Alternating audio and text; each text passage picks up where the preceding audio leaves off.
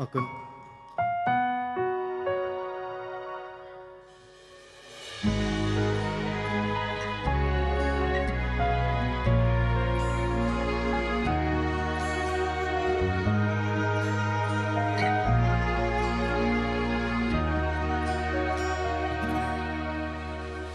មានជីវិតតស៊ូក្រោមមេឃក្តៅនឹងភ្លៀងគិតថាមានសំណាងមានអូនក្បែរគ្រប់យ៉ាងជាសូបិនរឿងរ៉ាវស្នេហ៍បងអូនមិនអាចបន្តបានព្រោះលុយ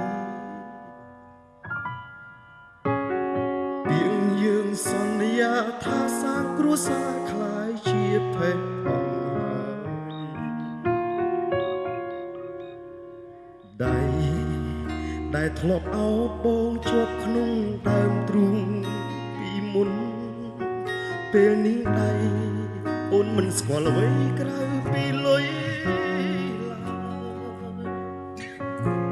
ក្បែរបងបានត្រឹមហត់ណាស់ចុងក្រោយស្នេហ៍ស្មោះបងអស់ន័យ